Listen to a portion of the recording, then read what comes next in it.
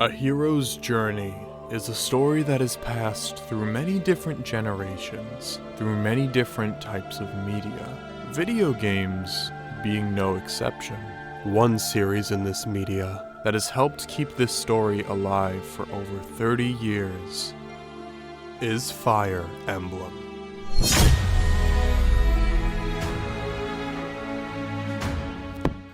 Ooh, and what a series it is. Fire Emblem as a franchise has been a big part of my life for many years now, starting with Awakening and going on ever since, playing the classics whenever I can. And to follow a community for so long, you'd pick up some stuff along the way. Whether it was certain characters' experiences with the game, a fan favorite character, or, of course, those inside jokes. And one way Fire Emblem has a running joke is how it motivates their main characters to set out on their adventure. One way that a lot of stories like to motivate a hero is through the death of a loved one, whether it's a family member, a friend, a pet. But the one way Fire Emblem has become infamous for its source of motivation is through the death of their parents. And you see this, you recognize that it's a joke, but it feels like it's become a stigma for the series. So for this video, we're going to answer the question of how many parents actually survive till the end of their games. So the first question to ask would be, what makes a main character? And yes, we're only talking about main characters here. Of course, there are other parents present in these games for other characters, such as Ross and Garcia. While, of course, these are all heroes having their own journey, those journeys are definitely more focused on certain characters rather than all the ones at your disposal. And for characters that have multiple games as the main character, such as Marth or Ike, just to keep it interesting, we're only allowing characters to be the main character of one game. To go through all the games, I was able to pick out one character each that I felt the story truly revolved around. Which character can I look at and say, this is their story? However, this didn't feel like enough. There are other characters that feel worthy of that main character slot as well. So I used 3 other prerequisites for them to be able to be a part of this list. First is if the player is an avatar. Now technically all the other main characters who aren't avatars are having their journeys viewed and controlled by a player. So if there's a character who's literally made to be a reflection of the player, it feels like they should be on this list as well. Now this next criteria is a little specific. These are the characters that have a significant chunk of the game dedicated to them. Whether it's they have their own labeled story or there's just a chunk of the game where the other person I deem the main character isn't playable, they will also be making it onto the list. And I'm talking about like a significant amount of time here.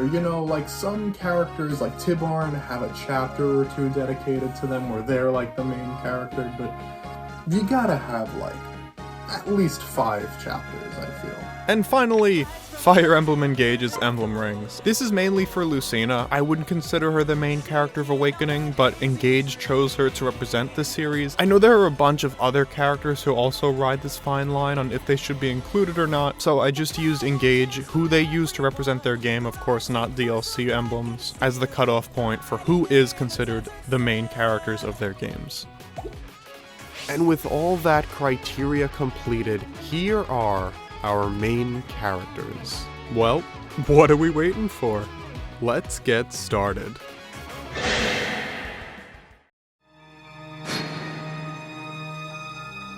Now, for starters, a lot of these characters' parents' whereabouts are unknown. They were either never mentioned in the story, and if they were, it was so brief to the point where I just feel like I couldn't come to a conclusion on where they are by the end of the game. It could be, of course, theorized that they passed, but we technically don't know. This includes the mothers of Alm, Sigurd, Ephraim, Erica, and Crom, as well as both parents of Mark and Micaiah. I couldn't find any information on these characters' parents. Some characters have a bit more of an explanation pertaining to the parents, but I didn't confidently feel like it explained enough. Robin's mother is unnamed, but we know she had a relationship with Valadar. However, Valadar was going to use this child to further his plans of resurrecting Grima, leading the unnamed mother to escape in attempts to protect Robin. We have no idea what happened to her in the future. It could be very well theorized that she was killed, but we don't technically know, so I'm just leaving her in this category. This is very similar to the mother of Alir as well. Sombron had children with many different women in the attempts to resurrect the Fell Dragon. We don't know who the woman is or what happened to her, so we're leaving her here as well. The last character I have on this list is Chris. Now, Chris technically has an explanation for what happened to their parents, but since Chris is customizable, there is no definite answer to what happened to Chris's parents. And that does it for the unknown category. Let's see which characters are still hanging in there.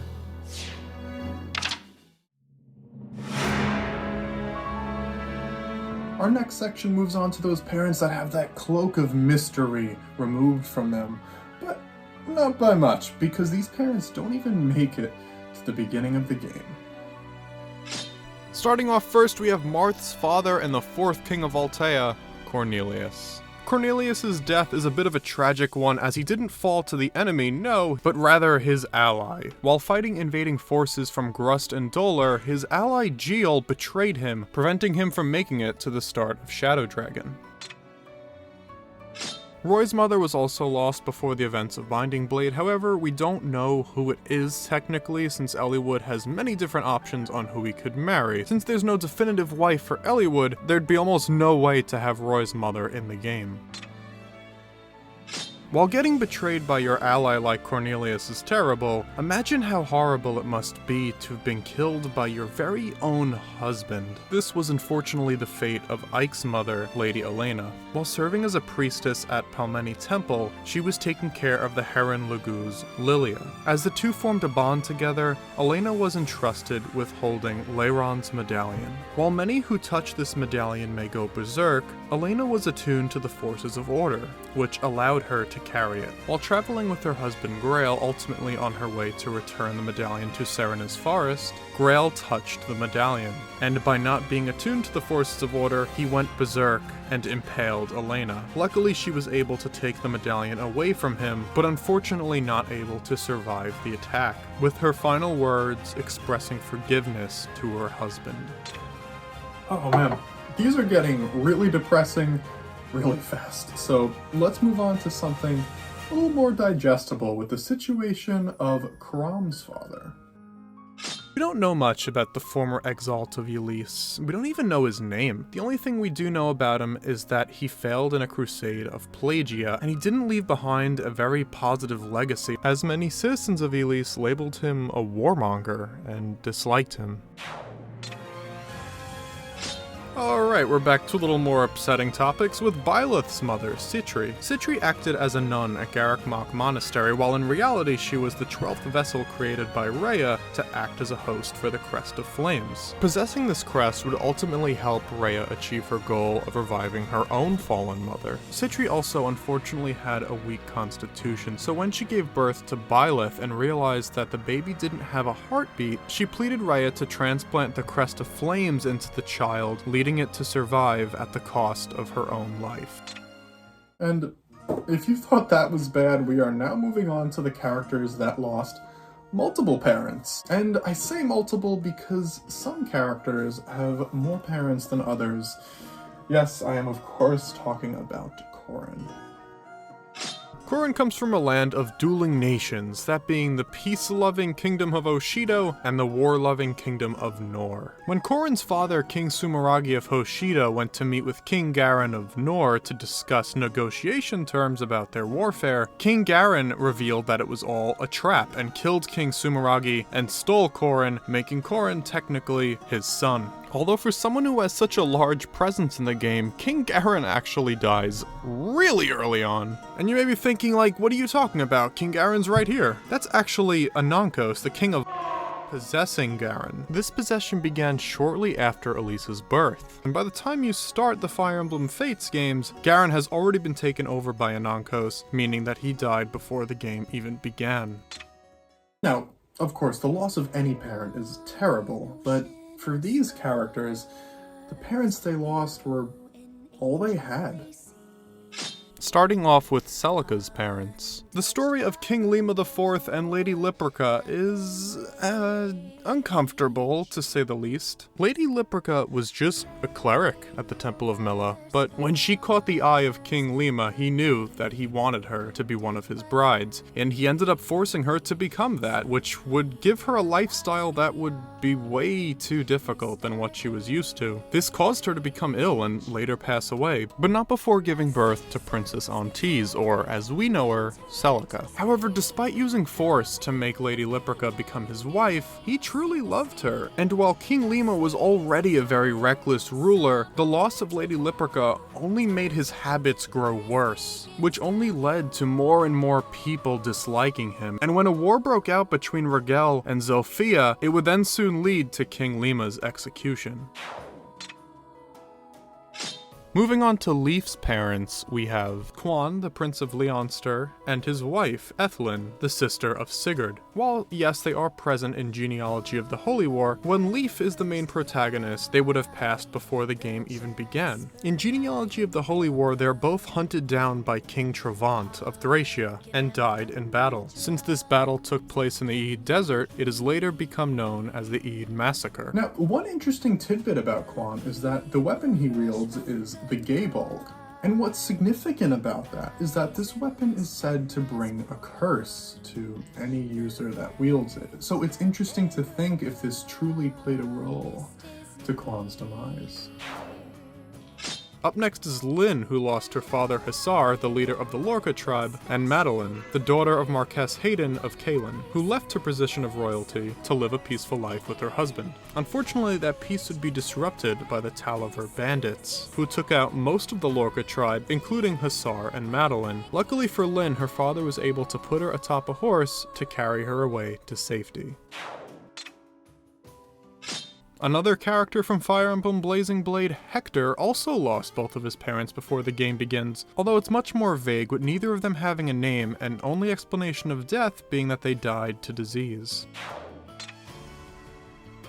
Here we see the loss of Alincia's parents, King Raymond and her unnamed mother of Crimea. Alincia's parents fell due to an ambush from the neighboring kingdom of Dane, led by its king, Ashnard. While we actually don't hear about this from Alincia until Chapter 5 of Path of Radiance, it's important to remember that we're counting Alincia as a main character of Radiant Dawn, so technically the entirety of Path of Radiance would qualify for the before game category.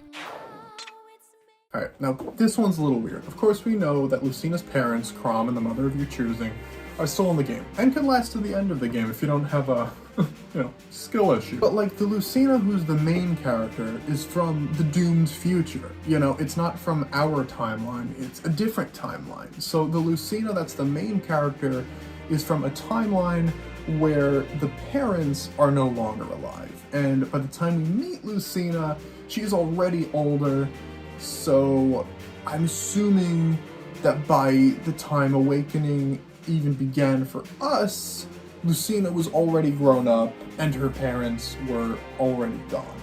If that makes any sense. Lucina's parents we know are of course Crom, and similar to the issue with Eliwood's wife, Crom's wife is up to the player, so because of that she goes unnamed by Lucina, but we know that they both lost the fight against Grima. Lucina's mother passes some point in the war, and Crom passes when, as we know as we played through Awakening, Robin betrays him. That brings us to the end of the before game category, with these characters that still have surviving parents.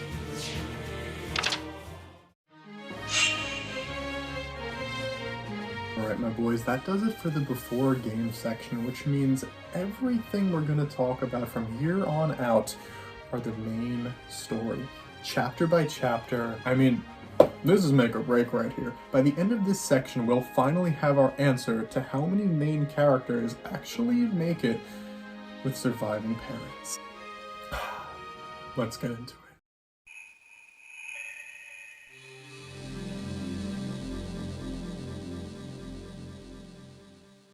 Wow, Guys really aren't taking your time with this one, huh? In Chapter 1, we say goodbye to Ephraim and Erica's father, Fado, the King of Renee. His death comes from a surprise attack from the Grotto Empire, which is another monarchy in the continent of Magvel. Now, while technically the siege of Renee Castle happens in the prologue, Erica doesn't hear about the king's death until Chapter 1, so let's just assume he died in the background of Chapter 1. You know, let's pick these characters the best we can. They don't seem to stick around very long.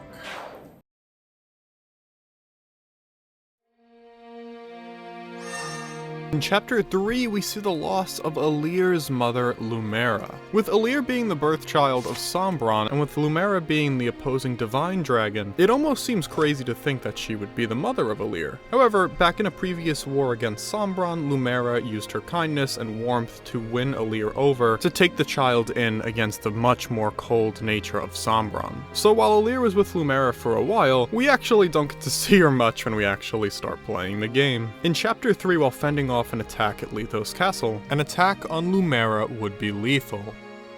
A cloaked figure fatally wounds Lumera, who didn't have much in her to fight back since she used most of her divine dragon powers to awaken Alir from his 1,000-year slumber.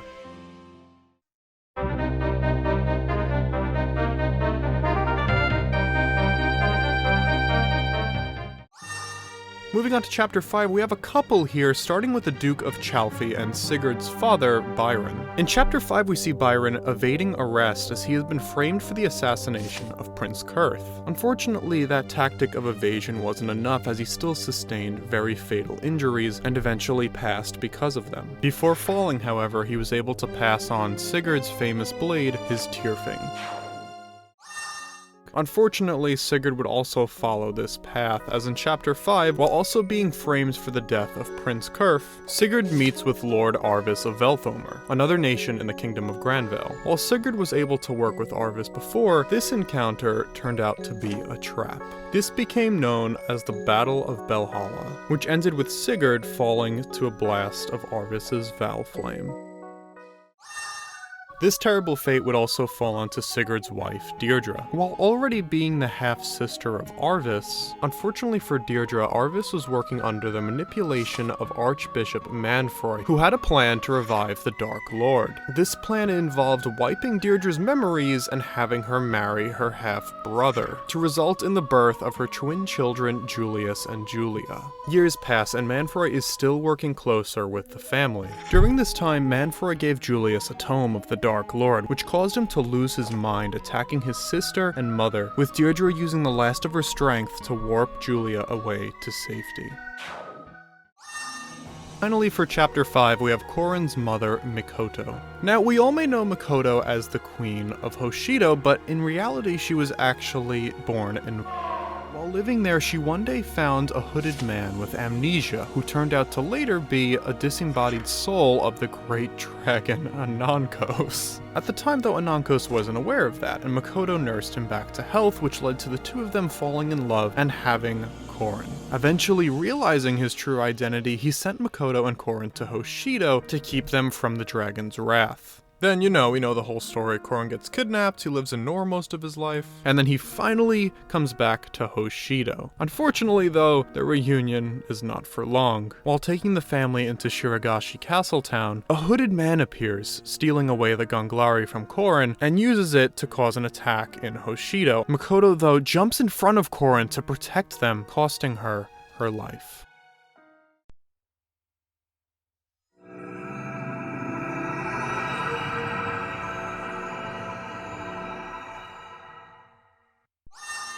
Moving on to Chapter 7, we have Ike's father Grail, or Gawain, who was once part of Dane's 4 riders. In his time in Dane, he trained many knights, one of them being Zelgius, who would later become the Black Knight, one of Dane's most powerful generals. Later in life, Grail set up a group of mercenaries who would take care of people around Crimea. Once Dane suddenly attacked Crimea, the Black Knight would come along with them, leading to a duel between former teacher and student. And remember back when Grail went berserk? Afterwards, he would actually injure himself to prevent him from using his sword arm, which may have ended up costing him in his fight, as this duel would become Grail's final battle.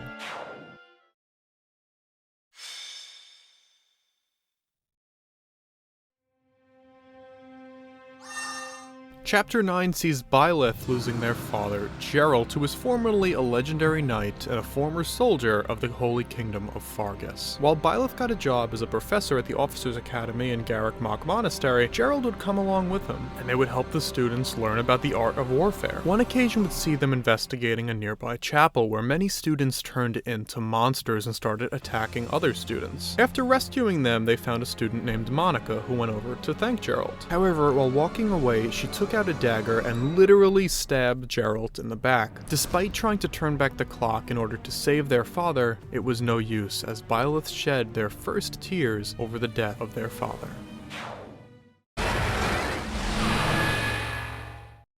Now, we actually have a bit of a gap before our next parental death, but that does not mean they're over. So moving on to Chapter 17, we have Marth's mother and the Queen of Altea, Lisa.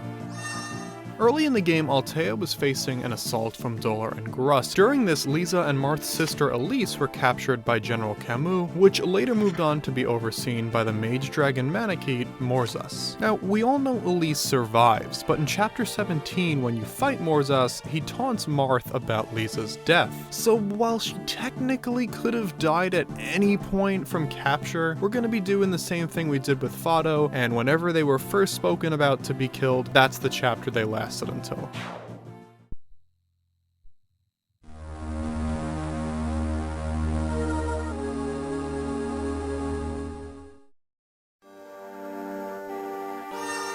Moving on to Chapter 19, we have Eliwood's father, Elbert, the Marquess of Foray. Early in the game, Elbert and a bunch of his knights set out to investigate some mysterious rumors going on, and who they find is Nurgle. A man corrupted by dark magic in his attempts to save his children is now hunting for quintessence, which is basically a form of life energy, and is using Elbert as his vessel to retrieve it. When Eliwood finds his father, it's already too late, as Elbert did use the last of his strength to hurt Nurgle, but wasn't able to survive his attack.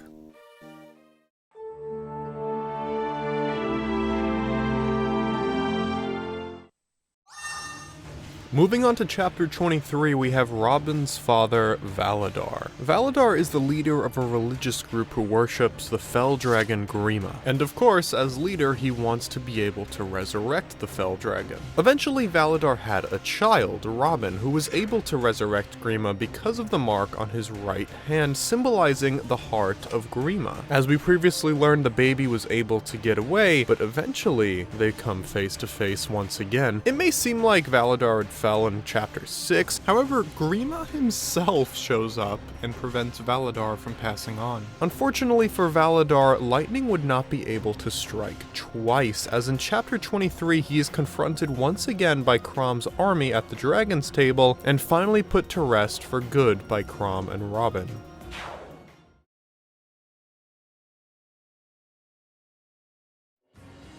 Now, these next three characters have something in common, and that is that they were able to rise from their grave.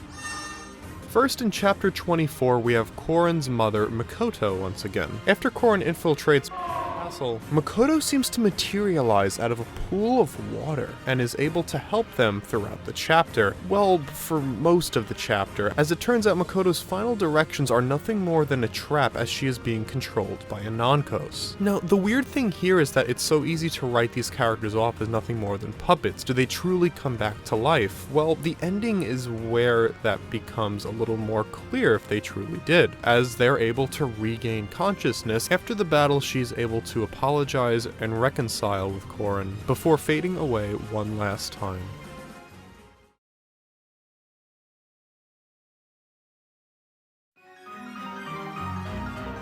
Moving forward to Chapter 25, we have Corrin's father, Sumeragi, who, similarly to his wife Mikoto, materializes as another one of Anonkos' puppets. However, once again, after he is defeated, he's able to speak to his family and say that he can now die with no regrets.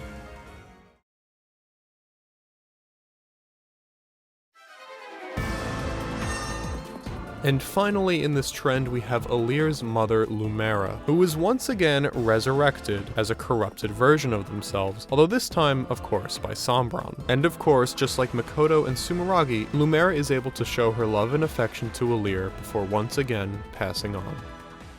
Alright, now this one's weird because Gaiden Shadows of Valentia, they don't have chapters, they have acts. So the way I handled this was you count up all the maps as if they were a chapter. It's a extremely bloated number because of that. It would have been late game anyway, but of course the number is going to be massive.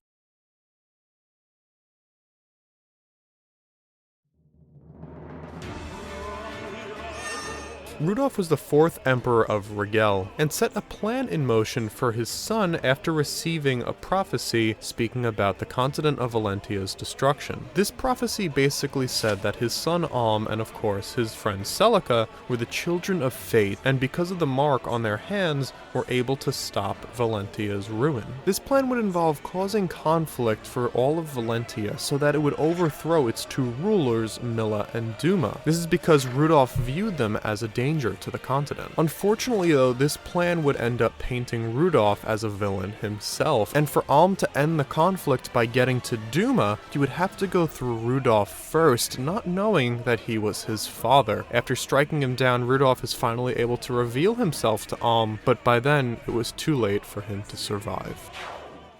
Alright homies, we are here. We finally made it to the end game. Here we find two parents corrupted by darkness, only to be brought to light by being defeated.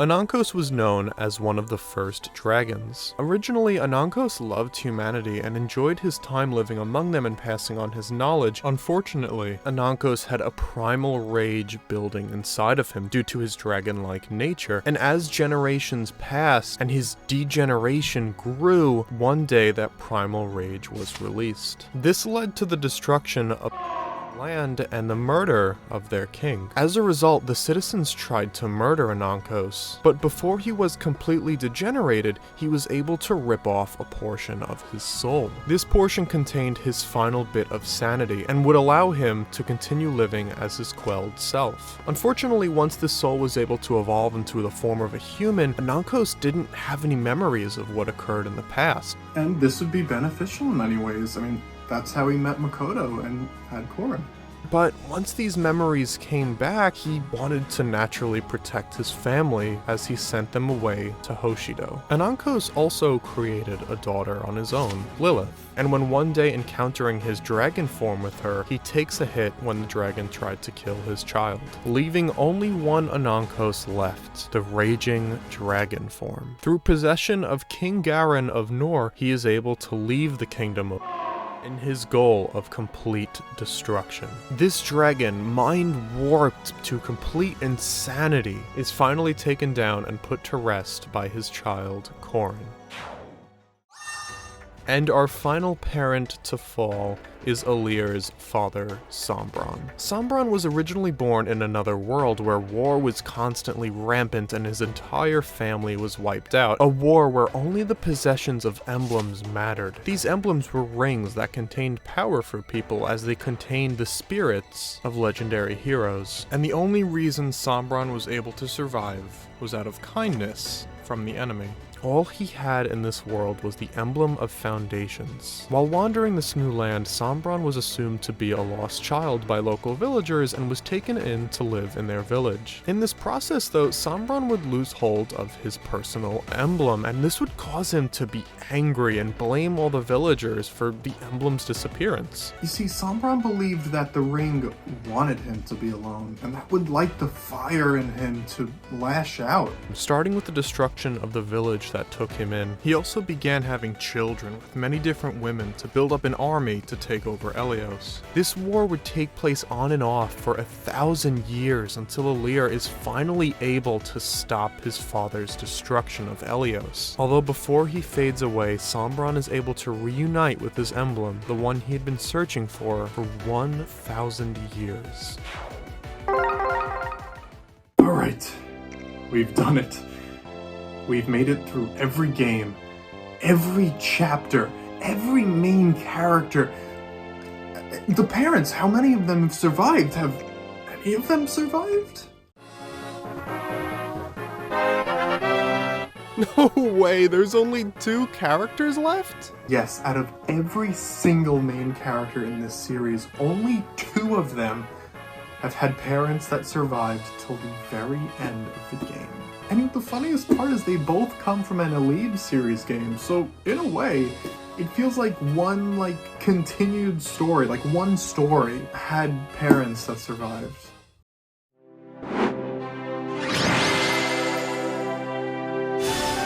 First up, we have Roy's father, Eliwood, so it's interesting that a hero we already played as was also a survivor, so I don't even know how much of a win that is, but it's apparent nonetheless. It's crazy though because Eliwood is sick for like the entire game, and you would think the sickness would eventually just take him out, like why else would the sickness be there, you know? But nope, he survives, he's completely fine by the end of the game. And hey, congrats to Roy, man, you've had something no other parent has had before, and only one character has had it since.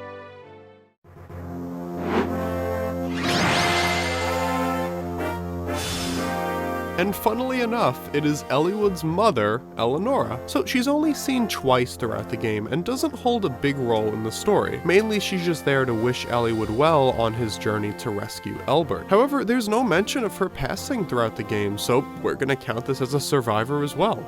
And with that, our tale comes to a close.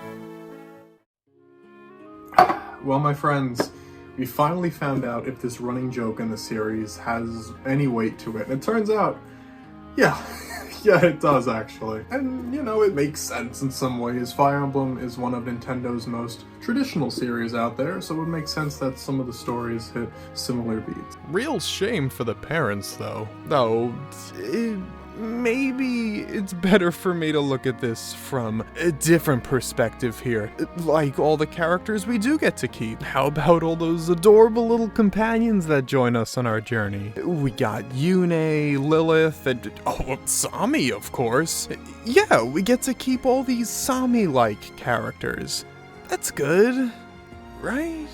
I guess at the end of the day, if you had to lose a character in order to motivate the player and go out and defeat the dragon, at least we get to keep the characters like Sami.